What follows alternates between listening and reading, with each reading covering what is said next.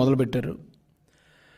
విజయవాడలో స్వరాజ్ మైదానంలో ఉన్న డాక్టర్ బాబాసాహెబ్ అంబేద్కర్ విగ్రహం మీద నారా చంద్రబాబు నాయుడు గారు మరియు నారా లోకేష్ గారు సుత్తులు పట్టుకుని వెళ్ళి ఆ విగ్రహాన్ని పగలగొట్టడానికి ప్రయత్నించారని చెప్పి విపరీతంగా దాన్ని 1కి 100, 100కి 1000 మందితో ప్రచారం చేస్తున్నాడు. కనీసం ఈ రాష్ట్రంలో ఉన్న ప్రజలు జ్ఞానవంతులు అనుకుంటాడా లేకపోతే మరీ తెంగరపప్పలు అనుకుంటాడా నాకైతే అర్థం కావట్లేదు.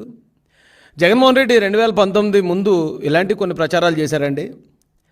ఒకటి, ఎవరైతే వివేకానంద రెడ్డి గారు ఉన్నారో వివేకానంద రెడ్డి గారిని చంపేసి ఉదయం 8 గంటలకి గుండెపోటుతో చనిపోయాడని ప్రచారం చేశారు ఫస్ట్.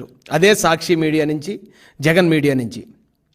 తర్వాత మరుసటి రోజుకే లేదు నారా చంద్రబాబు నాయుడు గారు చంపేశారు, ఆయన చేతిలో కత్తి పెట్టి నారాసుర రక్త చరిత్ర అని రాసిన వెధవన్నారు వెధవలు వెళ్ళు. అలాంటి వ్యక్తులు ఈ రోజున నారా చంద్రబాబు నాయుడు గారు, లోకేష్ గారు అంబేద్కర్ గారి విగ్రహం మీద దాడి చేశారు అంటున్నారండి. కోడికత్తి ప్రచారం చేశారు. కానీ సిబిఐ, ఎన్ఐఏ కూడా క్లియర్గా చెప్పింది ఆ రెండు కూడా తప్పుడు ప్రచారాలే. జగన్మోహన్ రెడ్డి అంటే బ్యాచే వివేకానంద రెడ్డి గారిని చంపిందని తెలియజేశారు. కోడికత్తి అంతా డ్రామా అని తెలియజేశారు. దీంతోపాటు నారా చంద్రబాబు నాయుడు గారి మీద ఎస్సీలుగా ఎవరైనా పుట్టాలనుకుంటారా అని అన్నారు అని ముందు వెనక కట్ చేసి ఓ తప్పుడు ప్రచారం చేశారండి. నిజానికి అప్పుడు చంద్రబాబు నాయుడు గారు ఇక్కడున్న ఈ 2 కులాలు, 1 ధనవంతులు, 2 పేదలు, నేను ఎప్పుడు పేదల పక్షాన ఉంటానన్నాడు మహానుభావుడు. ఆ మాటను కూడా వక్రీకరించి దళితులకు వ్యతిరేకంగా మాట్లాడాడు. ఎస్సీలని పుట్టుకుని అవమానించారు చంద్రబాబు నాయుడు గారని చాలా విపరీతంగా అప్పుడు కూడా ప్రచారం చేశారు.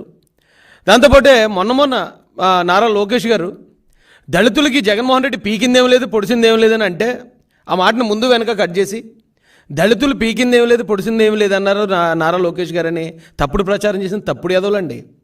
వీళ్ళు నిజంగా మనుషులు పుట్టారా అబద్ధాలకు పుట్టారో నాకైతే అర్థం కావట్లేదు. కానీ ఇలాంటి తప్పుడు ప్రచారాలు చేసిన ఇదే వెధవలు ఈ రోజున డాక్టర్ బాబాసాహెబ్ అంబేద్కర్ విగ్రహం మీద నారా చంద్రబాబు నాయుడు గారు, లోకేష్ గారు దాడి చేశారని చెప్తున్నారండి. నేను ఆ స్టాట్యూని సందర్శించి వచ్చాను. అక్కడ చూస్తే బాబాసాహెబ్ అంబేద్కర్ గారి విగ్రహం 125 అడుగులు ఉన్నా సరే ఆ విగ్రహాన్ని డామినేట్ చేస్తూ ఇంతంత తాటిగా ఎంత అక్షరాలతో వైఎస్ జగన్మోహన్ రెడ్డి అని పెద్ద పెద్ద అక్షరాలతో పేరు రాసుకున్నాడండి. ఇతను పేరు రాసుకుంటే ఎవడికో నచ్చలేదు. ఎందుకు నచ్చలేదు అంటే దానికి కూడా కొన్ని కారణాలు ఉంటాయండి. ఇప్పుడు జగన్మోహన్ రెడ్డి అధికారంలోకి వచ్చిన వెంటనే అంబేద్కర్ గారి పేరు విదేశీ విద్యకు తీసేసి జగన్ పేరు పెట్టుకున్నాడు. అలాగే హెల్త్ యూనివర్సిటీకి ఎన్టీఆర్ గారి పేరు తీసేసి వైఎస్ రాజశేఖర రెడ్డి పేరు పెట్టుకున్నాడు. అయితే ఎవడో అమాయకుడు ఒకవేళ గవర్నమెంట్ మారితే ఇలా పేరు తీసేయలేమో, జగన్మోహన్ రెడ్డి పేరు కూడా తీసేసి ఇక్కడ చంద్రబాబు నాయుడు గారి పేరు పెట్టలేమో, ఒకవేళ జగన్మోహన్ రెడ్డి మర్చిపోయారేమో ఈ గవర్నమెంట్ అని చెప్పి ఎవడో పీకి పారేసి ఉంటాడు. అది ఎవరైతే పీకేశారో తెలుగుదేశం పార్టీ నుంచి మేము ఖండిస్తున్నాం. అలాంటి దాన్ని కూడా ఖచ్చితంగా వారి మీద కూడా పార్టీ చర్యలు తీసుకుంటుంది. తెలుగుదేశం పార్టీ అధికార ప్రతినిధిగా నేను ఖండించినా ఒక దళితుడిగా నేను చాలా ఆనందపడ్డానండి అతను చేసిన పనికి. ఎందుకంటే జగన్మోహన్ రెడ్డి పేరు అంబేద్కర్ గారి కాళ్ళ దగ్గర ఉండటానికి కూడా అతనికి అర్హత లేదండి. ఎందుకంటే జగన్మోహన్ రెడ్డి అనే వ్యక్తి వ్యభిచారులకు నాయకుడు. ఎందుకు ఈ మాట అన్నానంటే ఈ రోజున దువ్వాడ శ్రీనివాస్ స్టోరీ జరుగుతుందండి. దువ్వాడ శ్రీనివాస్కి నేను గర్ల్ ఫ్రెండ్ అంటూ వచ్చింది ఒక ఆమె డైరెక్ట్గా చెప్తుంది, మేము అడల్టరీ చేస్తున్నాం, మేము వ్యభిచారం చేస్తున్నాం, నేను దువ్వాడ శ్రీనివాస్ అని డైరెక్ట్ చెప్తుంది. వైసీపీ లీడర్ అట ఆమె. అలాగే ఎవరైతే అంబటి రాంబాబు పెళ్ళయి వేరే ఆమెతో తప్పుడు మాటలు మాట్లాడుతూ అడ్డంగా దొరికిపోయాడు. గోరంట్ల మాధవ్ అతను న్యూడ్ కాల్ మాట్లాడుతూ అడ్డంగా దొరికాడు. అంటే న్యూడ్ కాల్ అయితే భార్యతో అయితే మాట్లాడు కదా. వీళ్ళందరూ వ్యభిచారులే. ఈ వ్యభిచారులకు నాయకుడు ఎవరంటే జగన్మోహన్ రెడ్డే. వ్యభిచారులతో పాటు అలాంటి వ్యభిచారులకి నాయకుడైన వ్యక్తి అంబేద్కర్ గారి పాదాల దగ్గర ఉండటానికి, అంబేద్కర్ గారి విగ్రహాన్ని పెట్టానంటానికి అతనికి అర్హత ఉందండి? హంతకులకు నాయకుడు జగన్మోహన్ రెడ్డి. నేనే చంపాను, శవాన్ని డోర్ డెలివరీ చేశానని అనంతబాబుకి, అలాగే బాబాయిని చంపేసిన అవినాష్ రెడ్డికి, డాక్టర్ సుధాకర్ గారిని రోడ్డు మీద ఈడ్చి కొట్టి పిచ్చోని చేసి చంపేసిన పెట్ల గణేష్కి, ఇలాంటి నాయకులందరికీ పెద్ద నాయకుడు, పెద్ద డాను జగన్మోహన్ రెడ్డి. అలాంటి నేరస్తులకు నాయకుడు అంబేద్కర్ గారి దగ్గర ఉండటానికి అర్హుడా? ఇంకా చెప్పాలంటే గంజాయి డాను జక్కంపూడి, ఆ డ్రగ్స్ డాను ద్వారంపూడి, ఇలాంటి వాళ్ళందరికీ నాయకుడు అండి. ఇలాంటి నేరస్తుడు, కరుడుగట్టిన నేరస్తుడు ఫ్యాబ్లో ఎస్కోబార్ అని మా నాయకుడు చంద్రబాబు నాయుడు గారు అన్నారండి తను ఆల్రెడీ. నిజం చెప్పాలంటే ఆ ఫ్యాబ్లో ఎస్కోబార్ కూడా ఎందుకు పనికిరాడు జగన్మోహన్ రెడ్డికి. అలాంటి వ్యక్తి ఈ రోజున మేము అంబేద్కర్ గారి విగ్రహం పెట్టాం కాబట్టి ఆ పేరు వేసుకుంటాం మేమని చెప్పి మాట్లాడతారా? ఏమండి, వివేకానంద రెడ్డి గారి విగ్రహం పెట్టి ఆ విగ్రహం మీద అవినాష్ రెడ్డి పేరు, జగన్మోహన్ రెడ్డి పేరు వేసుకుంటే, ఆ సునీత రెడ్డి గారు కనుక ఒప్పుకుంటే అంబేద్కర్ గారి విగ్రహం మీద అతను పేరు వేసుకోవడానికి మేము ఒప్పుకుంటామండి. ఎందుకంటే వివేకానంద రెడ్డి గారిని చంపింది వాళ్ళే, చంపిన వాళ్ళే ఆ విగ్రహం కింద పేరు వేసుకోవడం ఎంత పాపమో. ఈ రాష్ట్రంలో జగన్మోహన్ రెడ్డి అధికారంలోకి వచ్చిన దగ్గర నుంచి దళితుల మీద దాడులు, కొట్లాట, చంపేయటం, శిరోమండనాలు చేయటం, శవాలను ఇళ్ల ముందు ఇసిరేయటం, వాళ్ళ పథకాలను 27 పథకాలను రద్దు చేయటం, అంబేద్కర్ గారి పేరుని ఓవర్సీస్ అనే పథకానికి ఉన్న పథకాన్ని ఆ పేరుని తీసేయటం, ఇంత దారుణంగా అంబేద్కరిజం మీద దాడి చేసిన ద్రోహి జగన్మోహన్ రెడ్డి.